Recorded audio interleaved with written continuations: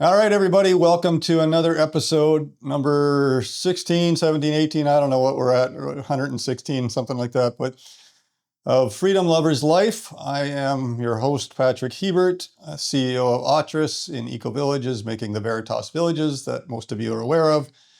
And I'm really pleased to have on the show today Tim Ellen from the Free Cities podcast, the host of the Free Cities podcast, and a bunch of other things. I guess, Tim, maybe you can tell us a little bit more about yourself and do it justice better than I can. Well, yeah. Now I'm the host of the Free Cities podcast. I've been in the media most of my life. I started off at a national newspaper in the UK. Some of you may have heard of it. It's called The Independent, or it's a terrible rag, but it was good fun. I was a photographer there. Became the chief photographer in the end of the Sunday paper. Then I kind of, during that time when digital photography started sort of taking on the capabilities of film, I started making the odd film, and I ended up being a film director. Had my own production company. Ended up, making films for like National Geographic, BBC. Did a very big project for the BBC, a 2-year project that kind of springboarded me onto all kinds of other things. A lot of travel, basically. And then I suppose the truth is, in about 2016, 17, I discovered Bitcoin. And I went through a process of not caring about anything else, as a lot of Bitcoiners do. And if I'm honest, if I look back now, it made the filmmaking like really unimportant. And I've been on this kind of process of sort of veering into. I'm still a creator, obviously, content creator, but now I create content around free cities mainly, but obviously free cities and Bitcoin are very closely related. I have a lot of Bitcoiners on my podcast, and freedom in general. I'm one of those people I've always been a freedom lover, but I just never put a name on it in the past. And I think especially since the pandemic, I think it was a turning point for a lot of people. I started to realize, well, actually, it's quite important to sort of maintain freedom in some shape or form, or work on freedom. It was something I'd completely taken for granted before, probably not even really noticed that I didn't have until the pandemic. So yeah, I started in the what you would call the mainstream media. I now run a podcast in the alternative media, in particularly the free cities movement. And as you can see up here, I work for the Free Cities Foundation. I'm also the creative director of the Free Cities Foundation, but mainly that involves running the podcast, traveling around the world, meeting people involved in the projects, meeting people like yourself who are working on projects which are promoting freedom, or just anyone who's in this movement. It's very much a sort of growing movement, and of its time, I think. That's my observation. It's coming into its own since the pandemic. It's really started revving up. Yeah, I think you and I had a lot of the similarities of large Venn diagram crossover there, because around the same time that we got into Bitcoin, I kind of missed the really early stuff. I tried to buy it in 2010 or 11, and it was in Canada. The wallets were too hard to set up, and I just gave up, and kicking myself ever since about that. But I guess right now we're kind of switched roles a little bit. I'm not usually the interviewer. I'm usually on the interviewee, getting to talk about Veritas villages and things that we're doing. But it's nice to talk to you again. I guess the last time we were talking in person was in Prague. That's right. You're based in the UK, right? Yes, I'm in the sort of western part of the UK. We've got a farm here. It's beautiful. So we have a lot of. Sorry, I was going to say it's beautiful here at the moment. You might even notice I'm sweating.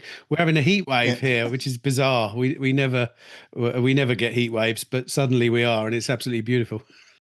Well, we have a 365-day-a-year heat wave here in Panama, so that's right. I've forgotten what it feels like. I mean, I spent a lot of my life in Vancouver Island and up in Canada, which has a very similar climate to Britain, type of, coastal climate like that, moderated. But yeah, you get the occasional heat waves that are nice, but we're kind of used to that down here.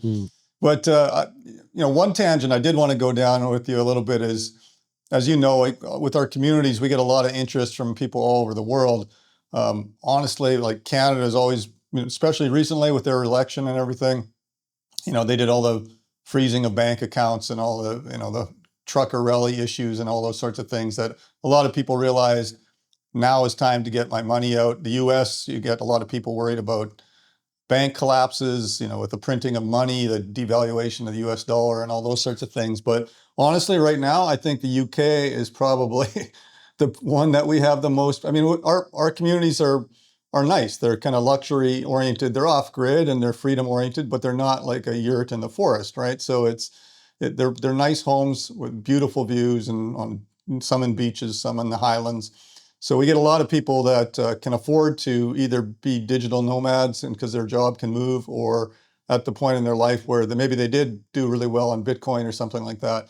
But I have to admit that right now in the last few months, I think it's been probably 70% Brits that are looking at coming down here. And maybe you can talk as one and a little bit about why that is.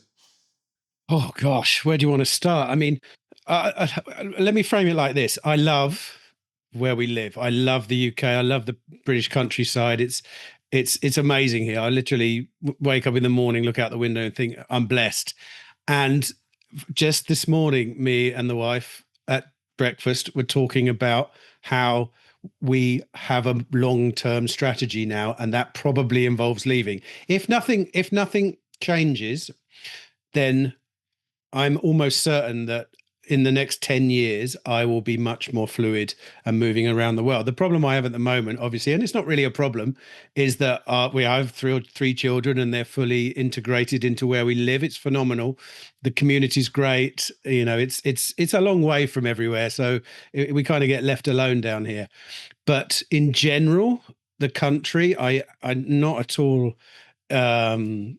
excited about the direction it's going in. As far as I can tell, the government is like a bankrupt business, and it's slowly looting individuals bit by bit. And you see that with extra taxes here.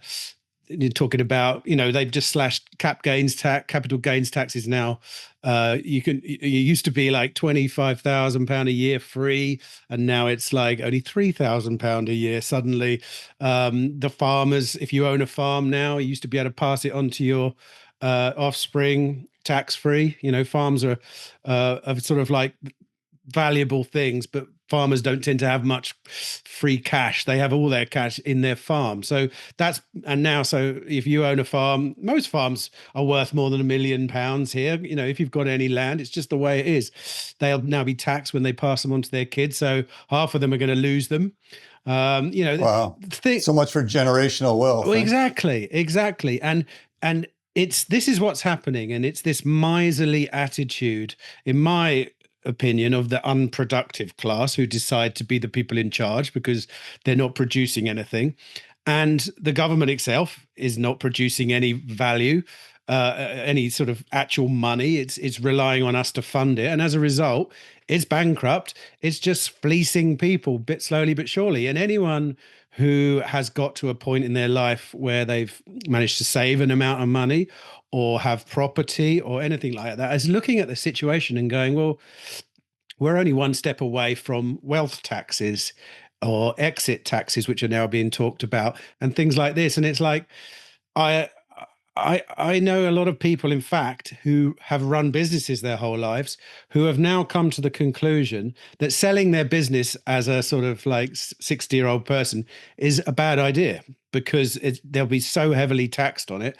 They're deciding to kind of run them into the ground and fleece them of as much money as they can as an alternative to selling them, because it doesn't make sense to sell. And hardly anyone I know, in fact, I don't know anyone starting a new business here.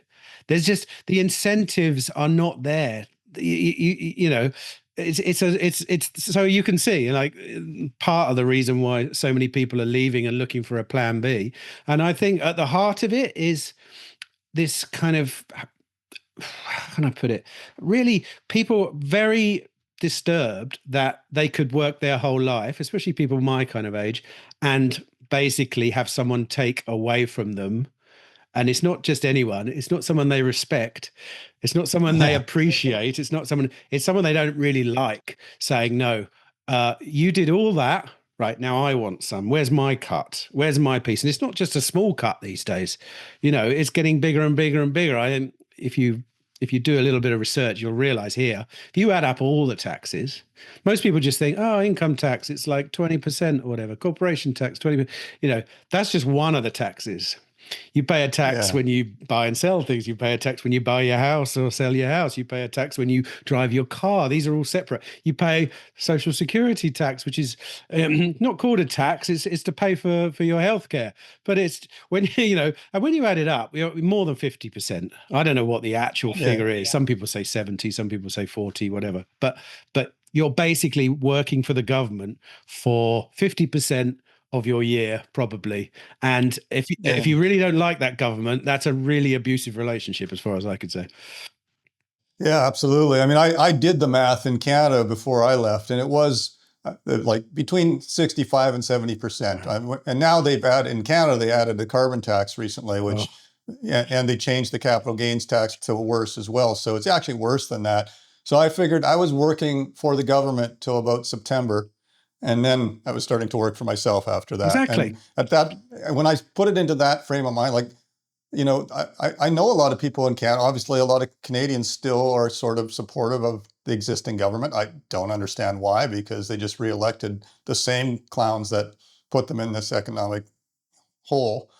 But it's amazing that they're somehow fooled into thinking, for the healthcare is a big one, right? Where it's like, oh, well, I don't mind paying all this tax we have great infrastructure and great healthcare. It's like, I'm sorry, but I don't pay tax because I'm structured it such that I don't need to in Panama here and I lost my residency in Canada, and we have great infrastructure. Look out the window.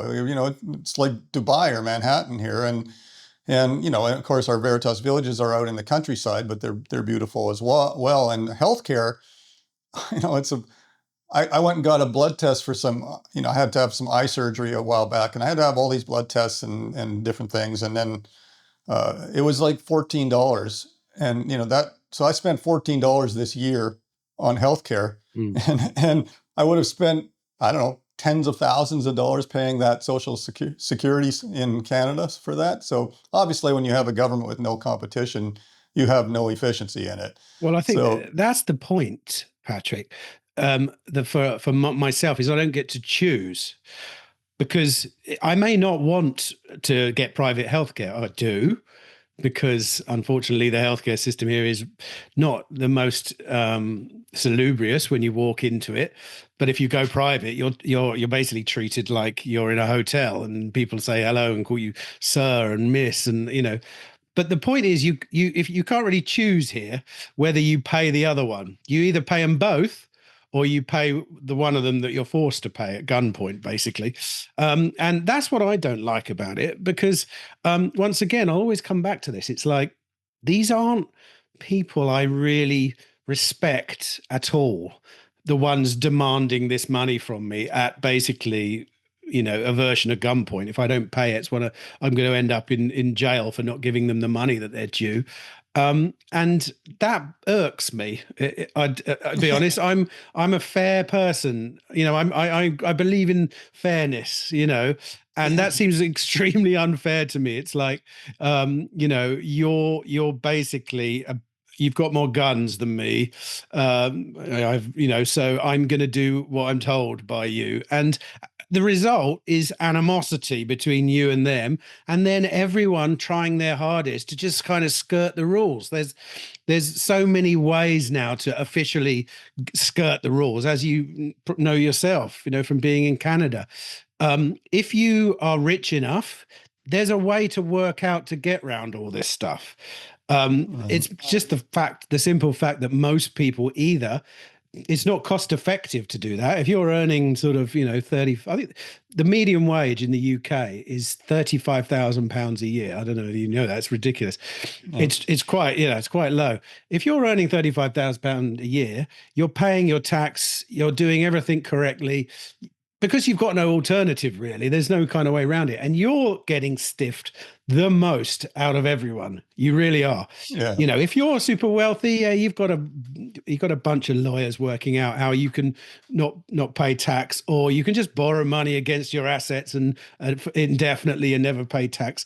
But the people that are the backbone of the country, the ones who I think are the most important, the middle class, the solid people, the people that run actual businesses, you know, on the ground, the kind of businesses you can walk into and hand over your money, they're getting absolutely shafted. And, you know, you saw that in the pandemic. They were shafted in the pandemic as well. They were the ones told you can't open your doors to people. You know, oh Yeah. yeah, sure. If you're a multi-billion-dollar company that sells, you know, food, go ahead and open your door. But if you're like the guy on the corner who's basically a backbone of your community and who's trying to make a living, no, you can't open your doors. We're going to put you out of business. And I don't know. Part of me thinks it's been, you know, I mean, I'm not a huge conspiracy theorist, but when I look at that, I'm thinking they're doing it on purpose. Someone's doing it on purpose, really. Yeah, it's almost impossible to believe that the stupidity could be that high, right? Because I mean, I looked at the same thing in Canada, obviously, and Canadians love to play hockey, right? So they let the hockey teams, the massive NHL hockey teams, full of 30,000 people in the arenas. You could go to that, but you couldn't go to your local gym, or you couldn't go to the local mom and pop grocery store on the corner. They were closed, Yeah. right? So just the big ones, and like who's running the big ones, right? So it's hard not to be. I mean, I'm constantly considered a conspiracy theorist, but it's hard. I don't really see that as conspiracy, to be honest. But no, but it's interesting because I used to, 20 years ago when I was still living in Canada, I played on an old timers hockey team, and one of the guys on the team had moved from the UK to Canada, and you sit on the bench, you talk about all things politics, religion, whatever. Nothing's off the table on a hockey bench, but he was saying, "Oh, it's only a matter of time before I move out of Canada too, because you're just a young version of Britain." And you haven't got as much bureaucracy yet, but man, did we catch up fast. Well, I think I don't know if you have a carbon tax and things like that Well, there yet. it's all those kind of taxes often are quite hidden. I mean, if you fly anywhere, you're paying a carbon tax, whether you probably know it or not. It's Yeah. not a specific tax. I mean, it's very hard not to see that being quite a prominent thing in the future, connected with all the social credit and scores, and are you a good citizen, and have you traveled too many miles this month so you can't blah blah blah. It does seem like we're kind of heading in that direction. It's like there's a few kind of the backbone of this system that seems to be evolving is some form of digital ID, then connecting that to your money and connecting that to how good a citizen you are, which is another way of saying how obedient are you. Basically, when you look at a social credit score, it's basically, are you following the rules? It's nothing else other than that. Whoever makes the rules, that's who you're being obedient to. And it's very hard not to see that trajectory that we're on. And I think that's another reason why people are looking elsewhere. I mean, where can I go where, for want of a better expression, someone will just leave me alone? I'm happy to chip in. I'm happy to do my bit. I'm really happy to support my community. I'm happy to do all these kind of things. But this is not really very good. What's happening, as far as I can tell. Most people appear to be sleepwalking into it. And I'm not sure when you have that many people sleepwalking into a situation like that, the only result where it seems to be some form of violent result, because by the time they realize what they've got into, they get really angry about it, and Yeah. at the moment people are angry, you can tell, because it's very hard. I mean, since COVID, we've had massive inflation all around the world. And I think in real terms, I mean, just by looking at my sort of grocery bill, it's doubled, let's say. I would say since the days of COVID, our weekly grocery shop has doubled.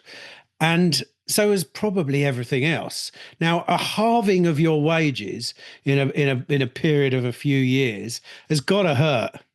it's got to hurt everyone. And if you don't, a lot of people I think aren't really putting two and two together yet and working out why it is. But when they do, I think they're going to be very angry about it. And it might not be that they have any idea that there's this kind of like geographic arbitrage option, like what you guys are doing. Yeah. That's just not something people think about. They just think about how Yeah, I can I guess make more money, or how can I get my taxes lower, or whatever. yeah, exactly. I sometimes I guess I've been in this world long enough now that I don't realize that other people don't know it's an option. Yeah. And so I mean that's a big part of these podcasts is to hopefully tell people that is an option. You don't like I didn't have to sit in Canada and stay a Canadian resident and keep paying 70% in tax every year. I could live off of 30% of my wages down here and still have a better life because things are less expensive here than in Canada. And Canada's inflation has gone crazy too. The US, all the quote unquote first world countries. Meanwhile, the world is producing more food. So why is it doubling the price in your grocery bill?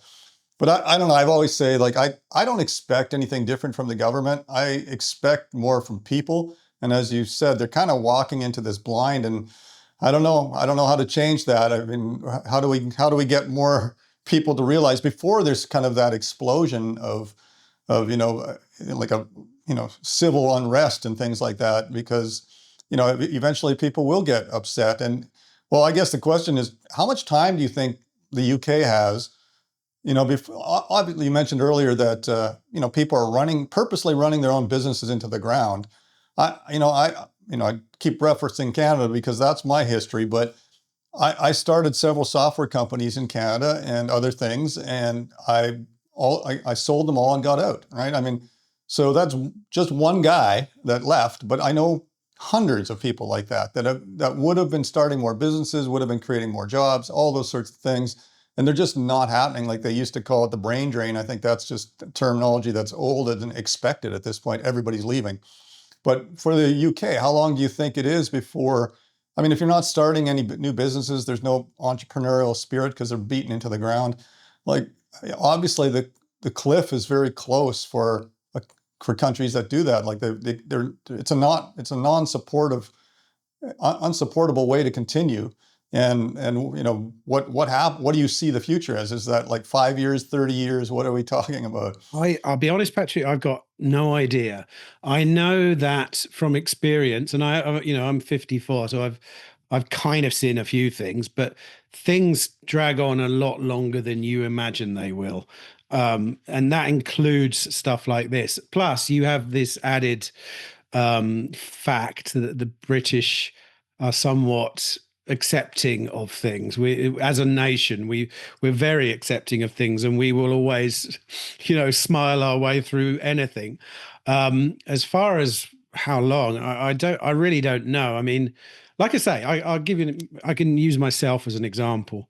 I used to imagine growing old here, and now I'm fully I feel fully unsentimental about leaving this place, and that's taken a lot for me. I'm a real Brit, you know what I mean, and I love here. And we're very British, and we've got British life, and we do lots of British things, and I love the place.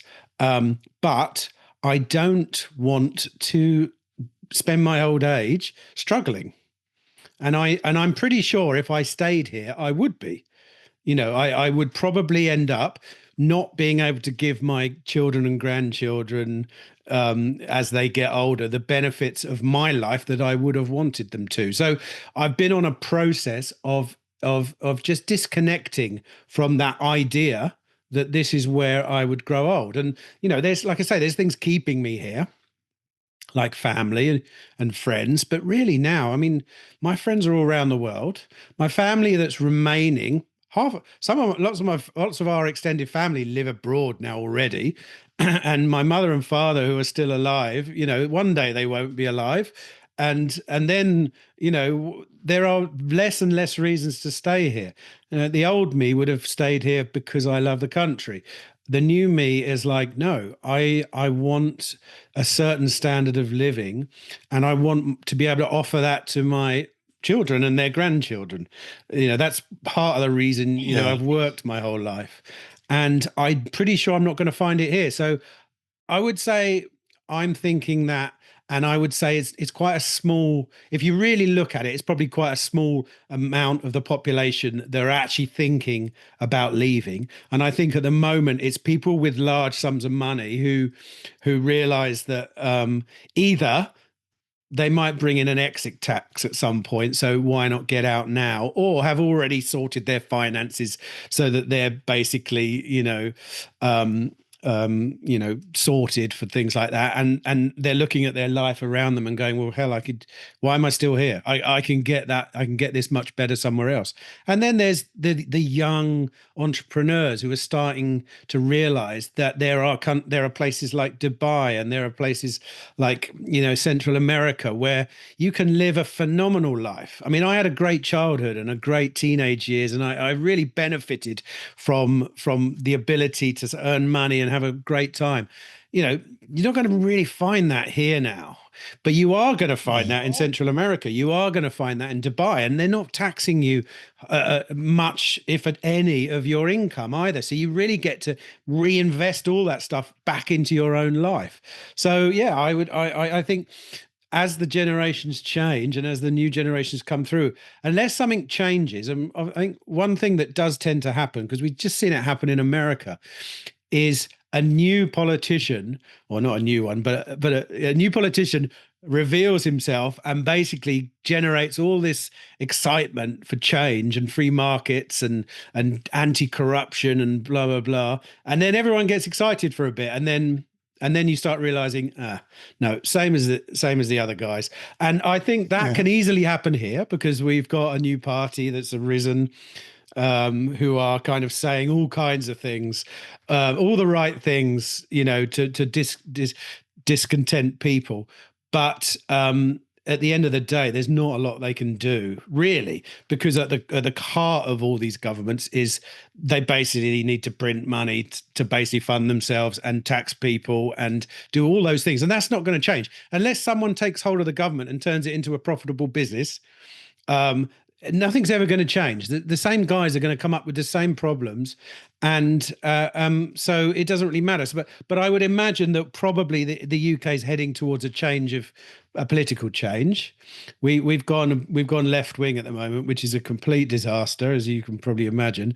And the sort of new party will they're kind of like party of the people. Nigel Farage, the guy that runs the party, was at the Bitcoin conference saying he'd slash capital gains tax on Bitcoin to 10%, which is not good enough. He shouldn't tax Bitcoin at all. Bitcoin's money. I don't think he got a standing ovation for Oh, that. he did. No, I mean, people like that. It's 20% at the moment. That means if you've got savings in Bitcoin and you want to spend them, you're basically losing 20% off the bat, just spending them. But the fact that he even reduced it to 10% annoys me, because Bitcoin's money. Yeah. You don't tax money, you use money. It's like. Yeah, exactly.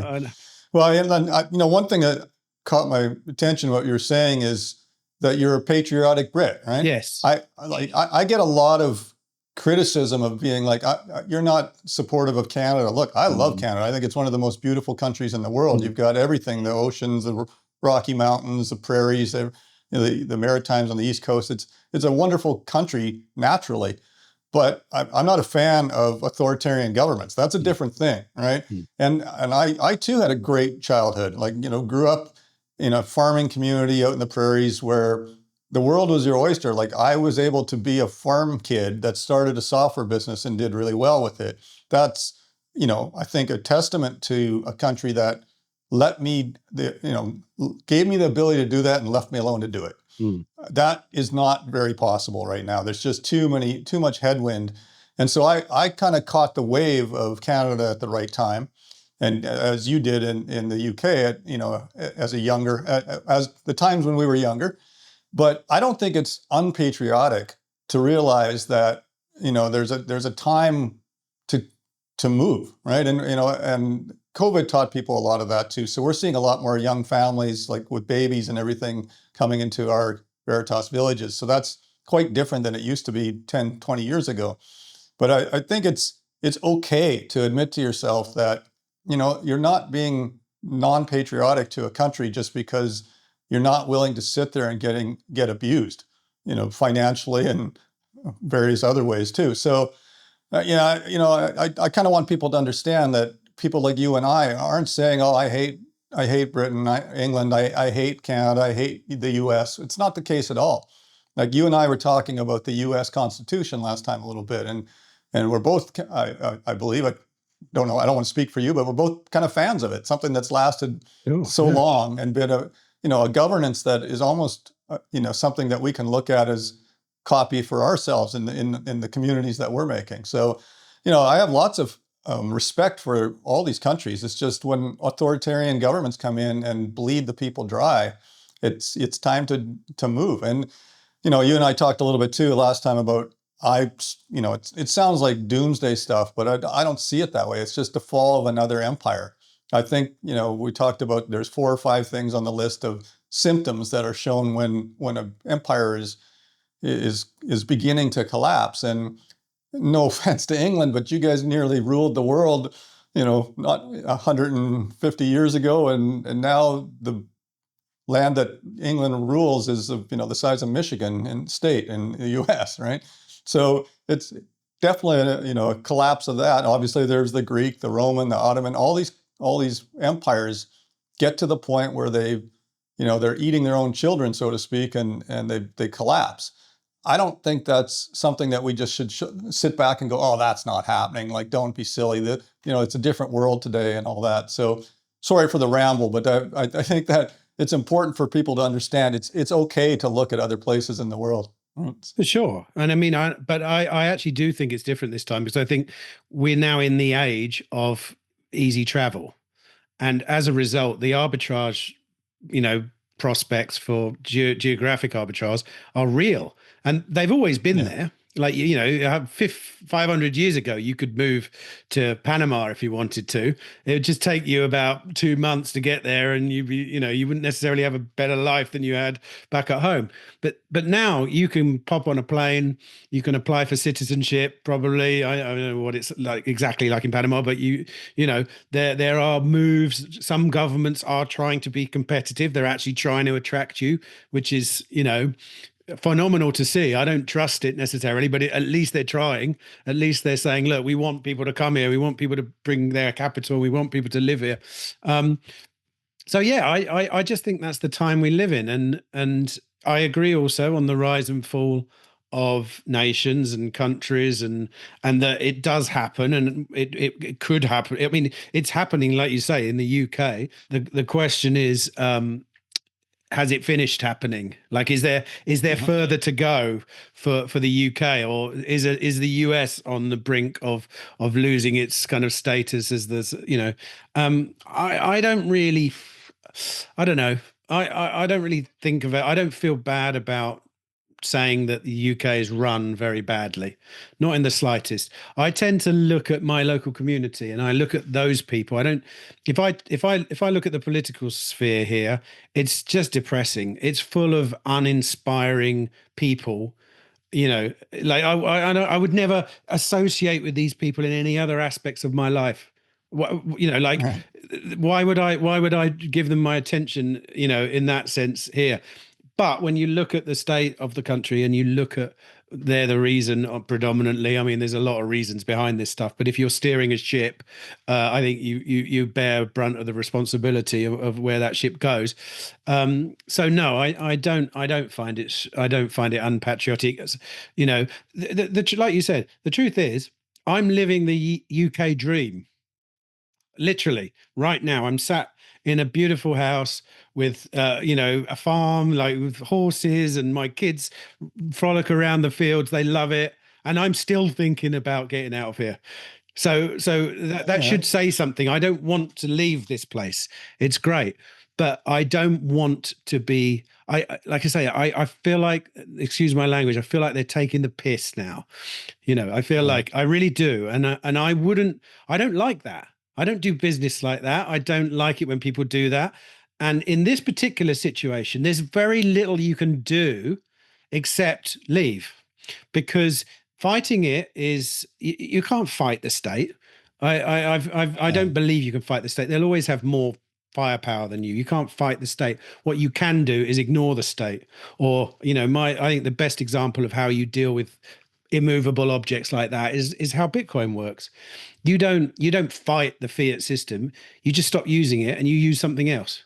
And that other thing just devolves, it causes the devolution of that thing that you don't like. And I think in the case of these authoritarian governments, if you can make those moves, if you're in a situation you don't like, I think it's probably your duty, if anything, to vote with your feet rather than trying to change stuff through the ballot, which we all know voting voting doesn't work. It's nonsense. It's complete nonsense. Look at the US. I mean, even I got excited recently when Doge said it was gonna, like sort of like change the, like remove corruption from the US government, and we've just literally seen a bill passed which is bigger and more spending and more than ever before. So it's all bullshit. If you can't see it now, after this such a hugely exciting sort of change of like left wing to sort of center right in the US, then you're probably never going to get it. Yeah, I mean, we were sitting back, guys like Mikkel Thorup and I would sit back and talk about this and say, yeah, before the election and right after the election when Trump got in, and it's like, we believe in a lot of his policies, not, him as a person, interesting character, but, his policies, I'm kind of a fan of a lot of them. But it's just a matter of time before, it all goes back to the same. Like there's just too much momentum and in all that's government stuff. And I look at the government, kind of like a hardware store plumber. If you can't plumb properly, you go work in the hardware store in the plumbing department. Right? So it's like it's not that. Sorry for all the plumbers and working in hardware stores, but it's like it's not the best of the best that are going into the government, right? And it's unfortunate because governments were originally set up to be, like in the U.S., we the people, right? It was supposed to be, representative of what the people want. And of course, human nature is greed and power and all those things that get involved, and it quickly corrupts and it's, it stays corrupt, unfortunately, in all the countries. And it doesn't matter what country you're in, there's corruption. One of the things I like about Latin America, if there is corruption, it's on the table. It's like, hey, what are you going to pay me to do this job, right? So at least it's there. Well, the problem with governments currently is they are the largest. I think if you pick the main ones, they're the largest they've ever been in the history of the world, right? And it's obvious why they're looting everyone, because they don't produce anything.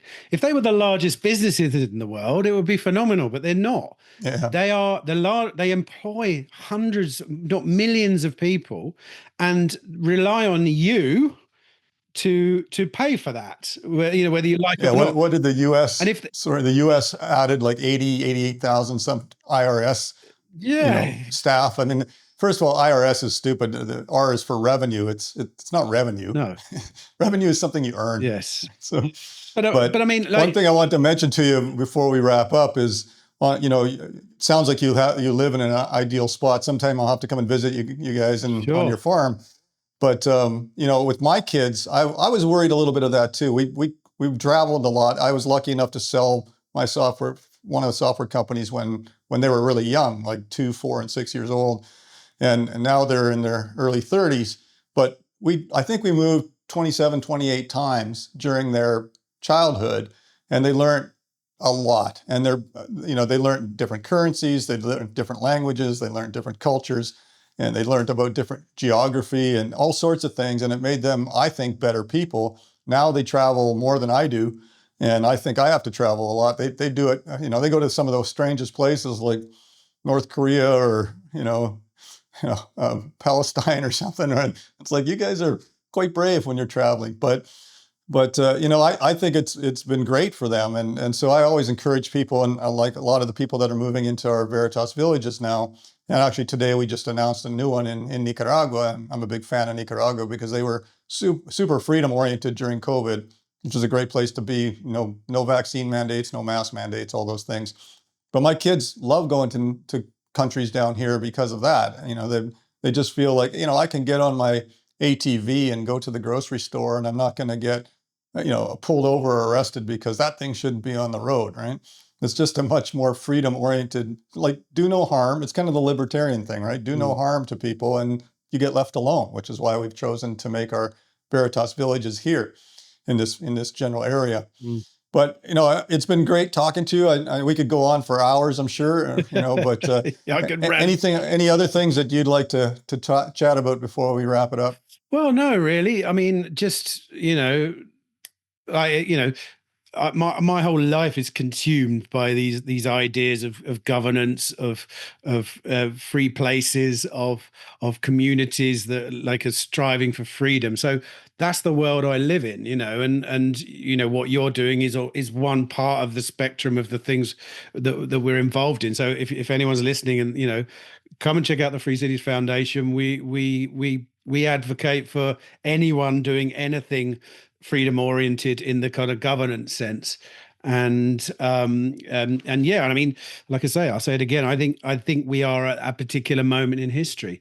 I think that the ideas of living free are becoming more prominent. I can tell you that even from experience, just looking at, I've been running the Free Cities podcast for like just over 2 years now, and the interest is growing in a linear fashion. And that's simply because more and more people are starting to think about where they live and whether or not it's good for them. And like I say, this is a result of a number of things, overt authoritarianism, but also the ability to travel. Now, when I was a kid, traveling to Thailand from the UK was a big deal. It was only like a few of us that did it, backpackers in the 80s and stuff. Nowadays, people go to Thailand for the weekend.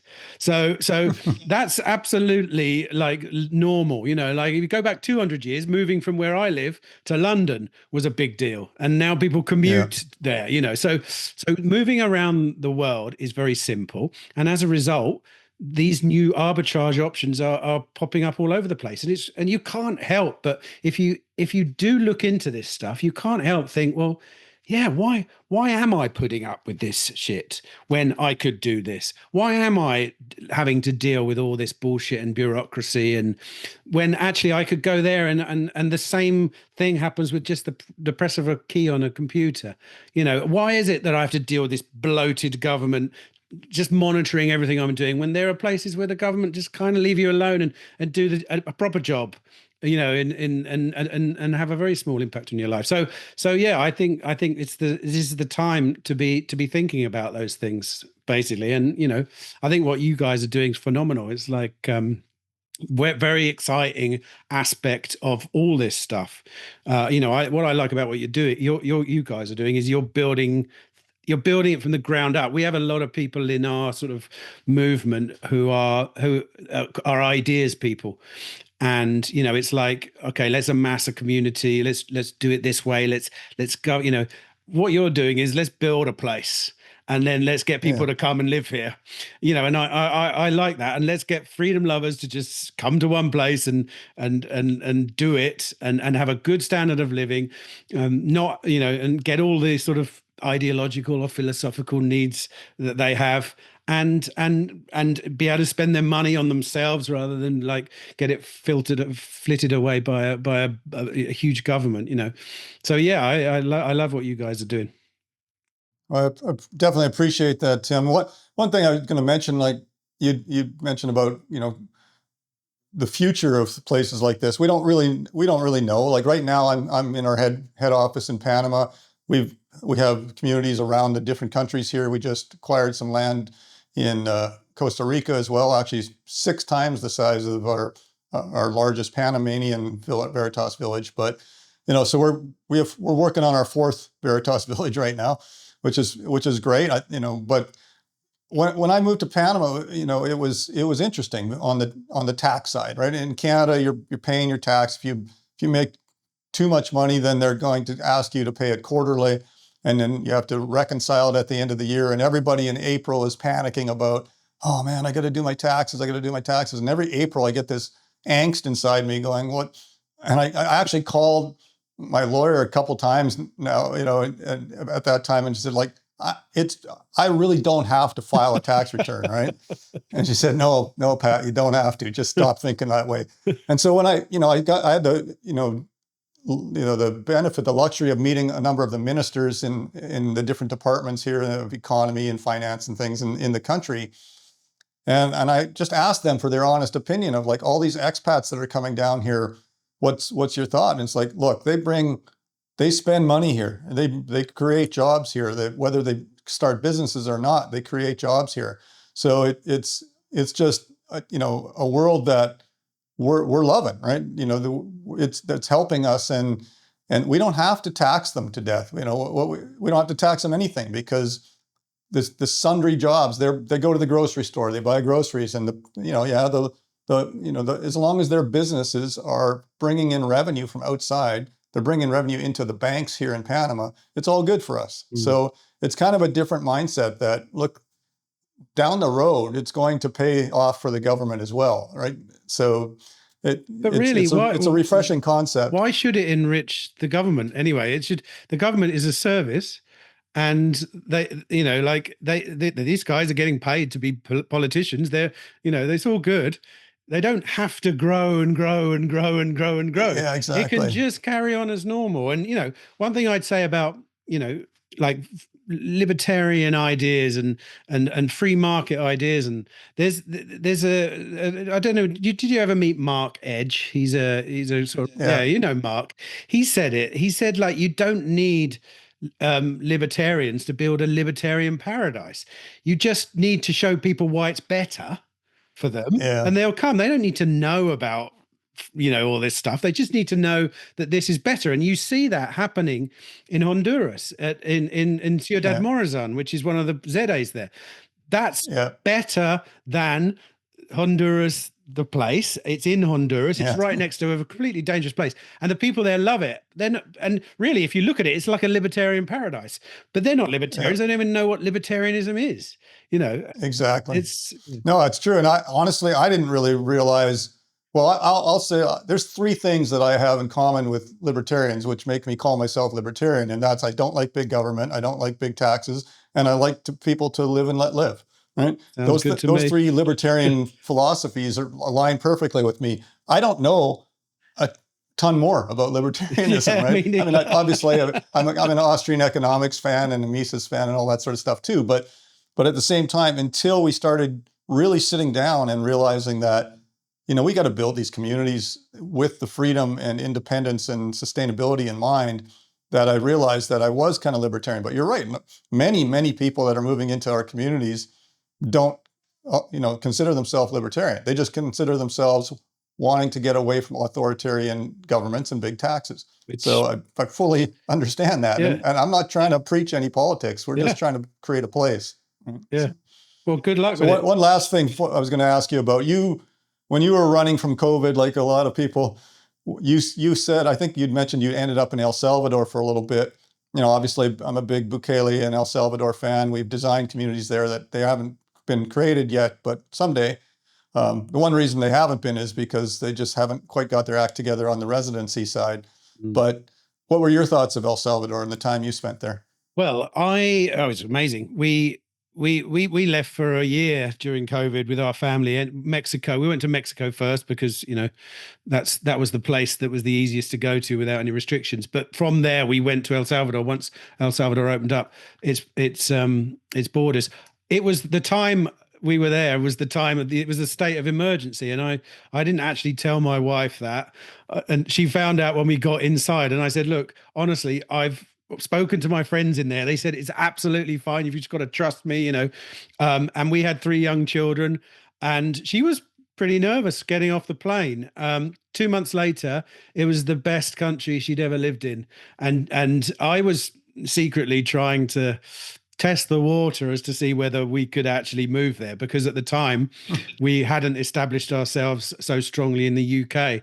And we rented a house not near El Zonte, but another beach just down the road a bit.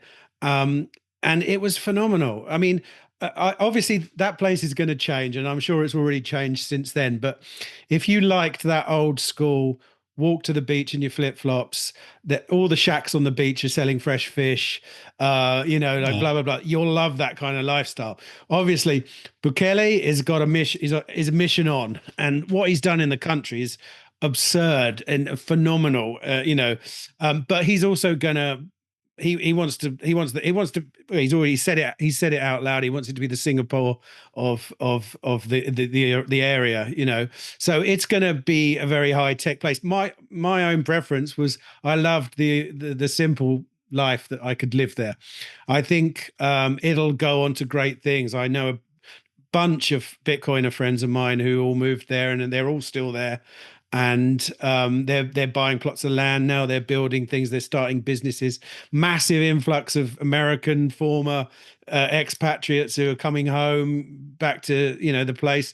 I've just been on in the US recording interviews, and we're talking to a lot of Central Americans. It's all hot news there. They all want to start businesses in El Salvador now, because basically, you name it, if you can think of a business, it could be started there right now.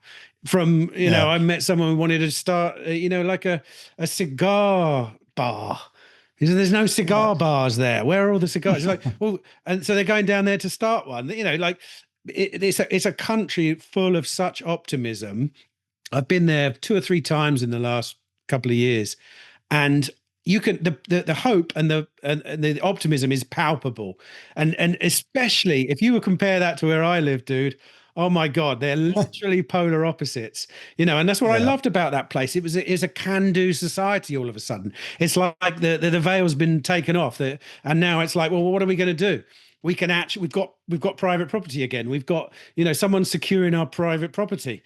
We can run a business now. Yeah. We can do this. We can do that. And it's no better example of why you should run a place like that. Why, the private property rights are so important, because prior to that, the place was falling apart because there was no such thing. No matter what you did, you could have stuff taken away from you. And look, who knows? Obviously, I feel a little bit concerned that things could switch as fast as they did.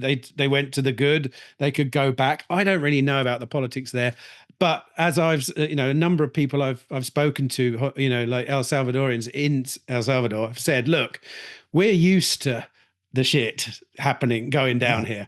This is brilliant, and while it continues, I'm going with it, And I think Yeah. that's the kind of mentality you find in Central America a lot. They're used to despot governments running over the shit, and so hopefully it's all good, and hopefully it continues into the future. But predicting that, God only knows. But what are you going to do? You've got to do something, haven't you? Yeah. Well, I think the difference now for El Salvadorians and some of the other countries is they hadn't seen how good it could be before, right? So now, once you've shown somebody, you've unveiled this can be your life. You don't have gangs extorting you and stuff like that. Like you said, you have all the ability, and I think it'd be very hard to go back to socialism in El Salvador at this point. If Bukele was assassinated or something, hopefully the next guy who comes in and uses the same ideas. He's being followed a lot. Obviously, there's Milei in Argentina, Noboa in Ecuador, kind of taking the Bukele playbook and trying to do the same thing in Ecuador. In that case, my wife's from Ecuador, and it's interesting because the mainstream media in South America and the mainstream media in North America aren't that different. They talk about countries like Nicaragua or El Salvador as these horrible places. Like there's the U.S. border websites are kind of like these, all over, like, don't go there, it's dangerous. And I lived there for many years, and it's not. It's way, way safer than the safest city in the UK. And so it's funny. So my wife came reluctantly to join me in Nicaragua and live there. And now it's probably her favorite country in the region, right? So it just takes a matter of people going there. And like you said, with bringing your wife, it was a state of emergency. It was a state of emergency for gangs. It wasn't a state of emergency for everybody else. Exactly. Right? Bukele cracked down on them so hard and so fast that they weren't prepared for it. And it's an amazing story. I mean, it's a template for what governments need to do when they get into who knows, maybe the UK and Canada will have a Bukele someday. I don't think that'll ever happen here. I really don't.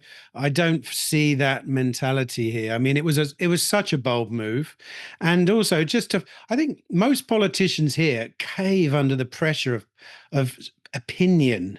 You know, Bukele basically had to go in there and say, "This is what we're doing," and just do it. And like you said, if you'd have been reading the news in the US or CNN, watching it on CNN, he's basically a despot dictator imprisoning people wrongfully. And if you go to the country, I've yet to this date still yet to meet someone who doesn't think what's happened there is amazing. And I'm talking about Salvadorians here. I'm not talking about foreigners. Everyone loves the fact that they've got their rights, their property rights back, and their lives back and stuff. And it's just par for the course. You find that a lot. The media over here hate problems being solved in a way like that. And I get part of it. Yeah, there's a number of people wrongfully imprisoned, almost certainly, but what are you going to do? Not do that? Yeah. Are you going to not do it? And carry on as normal? I hope people aren't wrongfully imprisoned, just like I hope I'm not wrongfully imprisoned. But it's undeniable what happened out there has been for the good of the massive majority, like 99% probably of people. Oh yeah, even more. And like I said, I've spent a lot of time in El Salvador, both my wife and I, and we asked the cab drivers, the restaurant, waiters, everybody, car rental places, what do you think? Like, it's funny because I think they're expecting the CNN questions. Like, it's terrible, isn't it? Right? And they're reluctant to. But once you say, no, I'm just curious. Like, what do you really feel? I don't want to bias it at all. And they're like, it's amazing. Like, and it's true. Like, the Bukele got a 96% approval rating before the last election. But I envision what he must have been like on the day before the first election. He's in his second term now, and they have 5-year terms. So he's got 10 years, and he must have thought, okay, if this works out, my life is going to be probably threatened on a daily basis for the next 10 years. And more. But I'm going to stick to my guns no matter what. I mean, that guy's got gonads of steel. I'm a big fan. Me too. The only problem I have is he is also a politician. And I don't trust politicians. I wouldn't. Yeah. I don't. There's no good track record of being there's no good political track record of anyone in the modern age. I can't trust them. Well, what was the guy in Chile? I've forgotten his name. I shouldn't. But 10, 20 years ago, the president of Chile was a genuinely Bukele-like guy that turned Chile around to a great country. And unfortunately, when he left, they kind of went downhill again. So that's one of my concerns. I actually do think Bukele means what he says, and will probably go down as one of the best presidents in the world history. But you never know, right? Every country's susceptible to what's next. But same reason why we create our Veritas villages in this culture for a reason, because it's kind of that live and let live culture. And it doesn't even matter who's in power. It won't, they're culturally won't, they're not going to come in like the Canadian government came into churches and arrested pastors, right? Because they had church services during COVID. That kind of thing is just unheard of in an area like this. So that's a cultural thing. That's not a government thing, right? And to allow that in Canada, I just shook my head. And it's like, well, people, like, stand up and be somebody, right? Well, who's doing that though? Who is deciding that that's a good idea? That's the thing. It's not just people need to stand up. It's people need to stop doing that. Need to stop having the idea that I know what's best for you in this situation. It's like, no, you don't. You don't actually. I know what's best for me. I know what's best for my family. You're some guy in a different city, often hundreds of miles away, deciding something for someone you know nothing about. And really, your job is overblown, really. You don't need to be that powerful. It's not important. Things run themselves just fine. There's a few jobs that probably a government could do really well, but they're very small, and there's only a small number of them. The rest of it works really well when everyone makes their own decisions, I guess people like, back when Trudeau was the prime minister of Canada, they get a bit of a God complex or whatever and think they do know better than everybody else and they're going to fix everybody's problems. It's funny because if you relate that to like our HOA, our homeowners associations in our communities, we let the people fully decide, like we use a DAO, we let, a blockchain voting and all sorts of things that's transparent and unchangeable and things. And there's no HOA president that decides what's going on, right? Because the HOA president often gets into that same mindset. It's like, I'm going to make decisions that I just know are better for the community. And it's like, no, you don't, actually. Do you know what, though, Patrick? Like, because I don't know whether you find this, but I find that when I end up in positions of power, which throughout my career, I've ended up in positions like that, the pressure to basically keep certain people happy does make it very difficult for you to not do certain things. I'll give you an example. Like, I'm a staunch anti-COVID restrictions person. And then just at the back end of COVID, I was running an expedition. When Mongolia opened back up, I was out in Mongolia running an expedition. And there were sort of like 10, clients of mine on this expedition with me. And one of them was very vocal about restrictions. And it made it incredibly difficult to basically run the ship with that and try and keep that person as happy as the other 9. And as a result, my attitude had to change slightly. I had to, and I think when you get into a position of power on the scale of a government, I think most of them end up cowering to whoever is, well, either funding it or leaning on them or lobbying them or whatever. And it's quite a natural thing to do, because people like you and me who really just don't believe in telling other people what to do, we don't end up in those positions in the government. We're not telling people what to do. We don't want to. We don't even want them. Exactly. And unfortunately, so when those people do get there, they're very susceptible to basically listening to the loudest voices and just doing what they say, just to shut them up and to keep them happy and stuff. And, I had a really interesting conversation on this podcast like a couple of weeks ago, is when you look at the demographic, the medium demographic in the UK, it's like sort of like boomery 55, 56-year-old person. And then when you look at like the political moves that get made, they cater towards that same people. COVID was a classic example. COVID, all the COVID restrictions suited your average sort of 55-year-old, we're going to work from home. I'm in a managerial position. Also known as votes. Yeah, exactly. You're right. Okay, so they're basically just cowering to this large group of people. So if you were like an 18-year-old, you got so shafted during COVID, but actually if you were a sort of like at the end of your career and you had savings and no mortgage on your house, you had a wonderful time, And if you're a little bit antisocial, you didn't have to visit your friends. Right, exactly.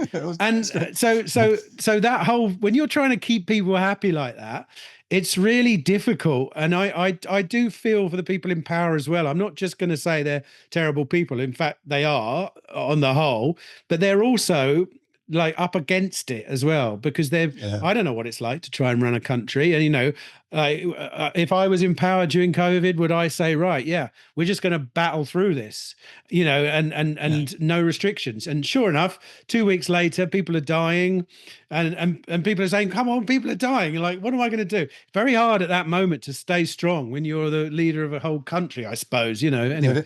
It is. Yeah, no, I totally agree with you. It's a hell of an uphill battle. I mean, I take my tiny little piece of that in my world. There was, I don't know, during just even maybe before COVID a little bit, when we were really deciding to make our Veritas villages these freedom and sustainability oriented, independent, resilient kind of communities, it's a very, as you and I talked about last time, our name of the company at the time was Eco Villages. So people coming to us were thinking, oh, you're the Green New Deal, right? You're getting some of the hippies and the radical leftists going, oh, you guys are great. And it's like, I remember sitting on my deck here in Panama, with a glass of rum and looking out at the ocean and going, there's a fork in the road here, Pat. We have to decide who we are. And it's going to be a battle, right? So at that moment, when we created the Veritas Villages, I literally said, this is a risk. There could be a lot of people that decide they don't want to, they're not coming to our website anymore. They don't want to live in our communities. It's a company. I got to keep the company going. So I could be killing the company with this decision, but I couldn't not do what we did, which was just, we are going to forge ahead with the exact philosophy that we believe in.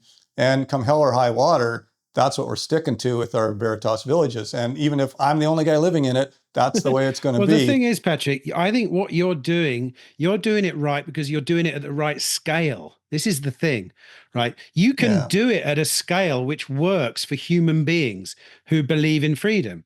When you try and run a whole, 500 million people through America, 350 million people, it doesn't work very well. You can't keep everyone happy. But in small sort of like communities like this, you can. You can run it perfectly, and you can sort your problems out between each other face to face, and you can have an ideological slant on your business, and it's absolutely fine. It's when and then you can compete with each other as well. You can have one if you want to live with a bunch of lefties, go ahead. There's a lefty village over there.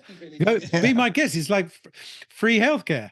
But you've got to pay for it, obviously. I don't know. We're going to tax the crap out of you, but the healthcare is right, free. Exactly. But that is the idea behind all free cities. It's like competing with each other. Don't stop us trying to try out a way of a governance method or a free market method.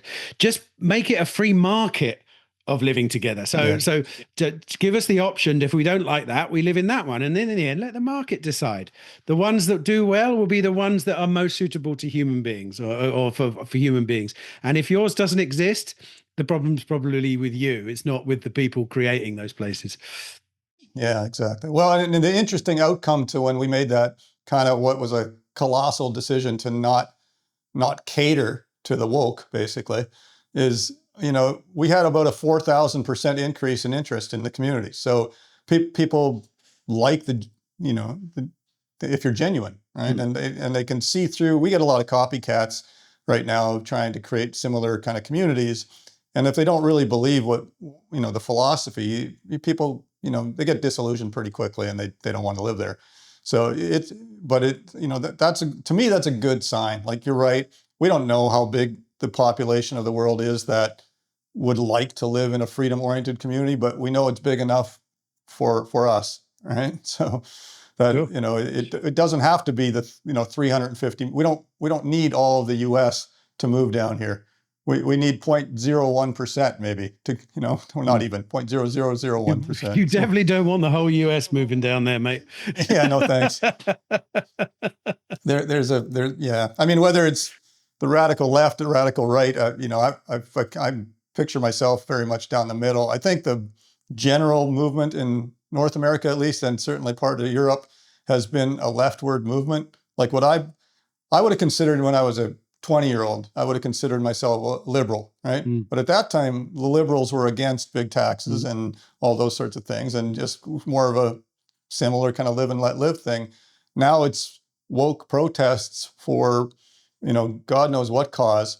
And, it's just like, I don't get it. What happened? Well, how did they sneak that, under the rug? And anyway, it's hard. Like, it's hard to, and there's such an incredible divisiveness between the right and left. That wasn't the case even in the 90s, the early 2000s. I had lots of friends that were politically different than I was, but we could have dinner and enjoy, and conversation. And then if we stumbled upon one of those conversations, it was, I guess we're just going to have to agree to disagree on that one. And that was it. It was over. Now it's like, no, you're not invited to my next party because you think differently than I do.